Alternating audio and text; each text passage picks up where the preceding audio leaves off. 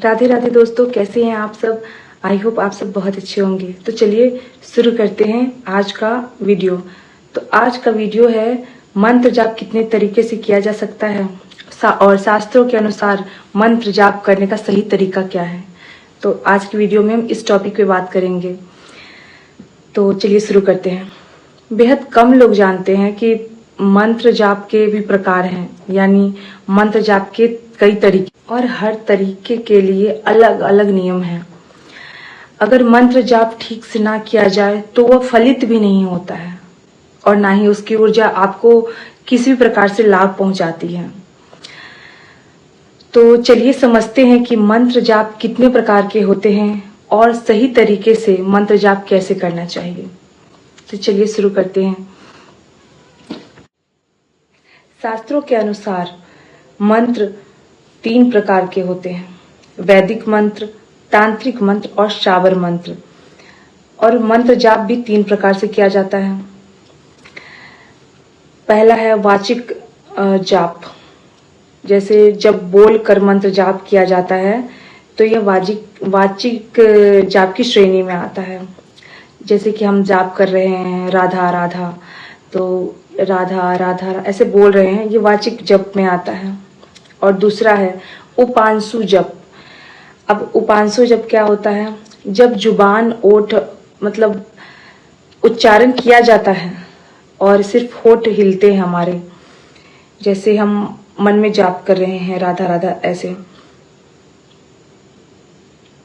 तो हम तो मन में जाप कर रहे हैं, बस होठ हमारे हिल रहे हैं, सिर्फ हमारे यहाँ होठ हिल रहे हैं, मगर आवाज नहीं आ रही है, सिर्फ हम खुद ही सुन रहे हैं। तो ये हुआ उपांशु जप, दूसरा हुआ ये। और तीसरा है मानसिक जप। ये जप आप करते हैं तो यानी कि आप मन ही मन जाप किया जाता है। ये आप ऐसे लिख रहे हैं राधा और लिखते हुए देख रहे हैं, जैसे राधा, पूरा राधा लिखा आप अपने आंखों से देख रहे हैं, तो ये होगा मानसिक जाप। तो ये तीनों जाप आपने जान लिया। चलिए अब हम जानते हैं कि जप कैसे करना चाहिए। मंत्र जाप तो कई लोग करते हैं, लेकिन ठीक से करने का तरीका क्या है और शास्त्रीय नियम क्या है, इसके बारे में बेहद कम लोग जानते हैं।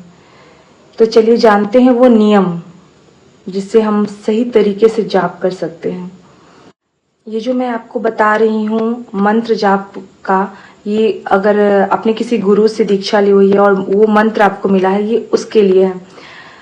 आप अगर राधा राधा ऐसे ही जप जाप करते हैं, राम राम जाप करते हैं, कृष्ण कृष्ण, तो इसके लिए कोई नियम नहीं है, आप कभी भी जप कर सकते हैं। लेकिन ये नियम उसके लिए जो मंत्र जाप करते हैं, गुरु पद्धति द्वारा जो हमें मंत्र मिलते हैं उसका जाप करते हैं। तो इसमें सबसे पहला जो ध्यान रखना है वो शुद्धता का ध्यान रखना है, शारीरिक शुद्धता का। मतलब हमें बिना स्नान किए बिल्कुल भी ये जप नहीं करना चाहिए। और दूसरा कि हमें इस मंत्र को ब्रह्म मुहूर्त में जप करना चाहिए। मतलब 3 से 5 का जो समय होता है ना, वो ब्रह्म मुहूर्त का होता है। तो उस टाइम पे जप करना बेहद लाभदायक होता है। तो जितना हो सके आप उसी टाइम ब्रह्म मुहूर्त के समय जप करने का कोशिश करें, क्योंकि उस समय का जो जप होता है विशेष फलदायी होता है।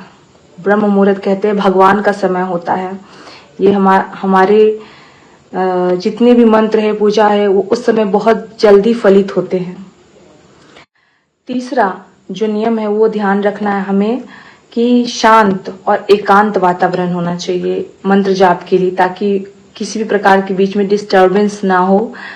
पहले के लोग जो थे वो प्राकृतिक जगह का यूज करते थे, जैसे पेड़ के नीचे हो गया जप करना, नदी के किनारे जप करना, वन में, या साधना स्थल ऐसे जगह पे मतलब करते थे जहाँ पे उनको एकदम शांति हो, प्राकृतिक से जुड़े रह के, ताकि जल्दी से जल्दी लाभ मिले और एकाग्रता भी बनी रहे।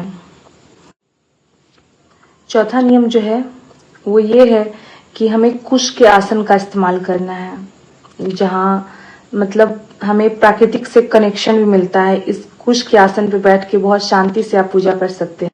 5वां जो बात ध्यान रखना है वो ये है कि आपको जाप करते वक्त बिल्कुल स्ट्रेट में रहना है। ऐसे अपने रीढ़ की हड्डी को एकदम सीधी मुद्रा में रखना है, ऐसे जाप करना है। क्योंकि जब आप रीढ़ की हड्डी सीधी रखते हैं ना, तो वो एक ऊर्जा उत्पन्न होता है उसमें, मतलब उसमें एक पूरे नारी में, पूरे शरीर में ऊर्जा प्रवाहित होती है। तो इसलिए बहुत जरूरी है कि आप बिल्कुल स्ट्रेट ऐसे होकर के तब जाप करें। जाप करते वक्त मंत्र उच्चारण जो करते हैं उसकी गति एकदम समान रहनी चाहिए। मतलब आप जैसे कभी जल्दी जल्दी कर लेते हैं, ऐसे राधा वल्लभ श्री हरिवंश, राधा वल्लभ श्री हरिवंश, ऐसे नहीं करना है। या फिर राधा वल्लभ श्री हरिवंश, ऐसे नहीं करना है, एक समान गति में करना है।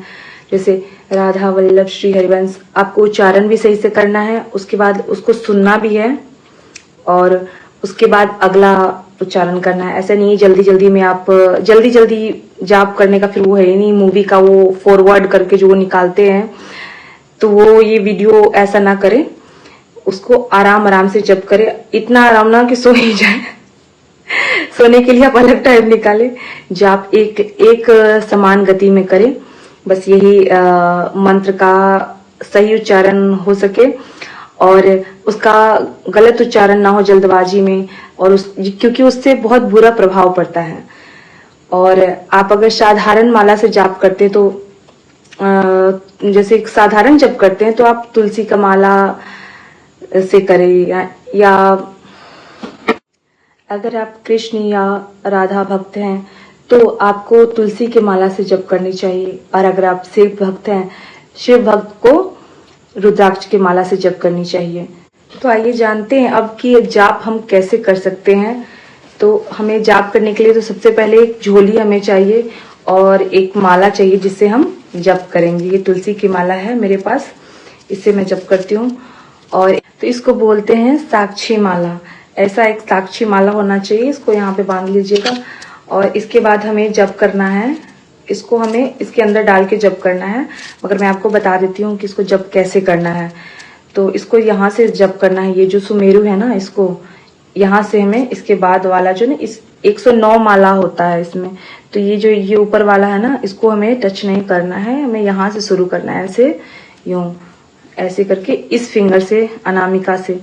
और हमें इस फिंगर का इस्तेमाल नहीं करना है, इसको हमें झोली से बाहर निकाल लेना है, ऐसे ऐसे करके, ठीक है। और उसके बाद यहाँ से जब शुरू करेंगे ऐसे, राधा वल्लभ श्री हरिवंश, राधा वल्लभ श्री हरिवंश, स्पष्ट उच्चारण करते हुए, ऐसे ऐसे करते हुए हमें पूरा, हमें एंड तक आ जाना है यहाँ, ठीक है। जब हम एंड में आ जाएंगे, यहाँ एंड पॉइंट पे आते हैं, तो हमें एंड पॉइंट पे कभी भी इसको लांघना नहीं है। ये सुमेरु है, इसे हमें लांघना नहीं है, ठीक है। इसको हमें वापस से इसको टर्न बैक कर लेना है। इसको टर्न बैक हम कैसे करेंगे, ये देखिए, इसको है, सॉरी, इसको हमें ऐसे कर लेना है, ठीक है।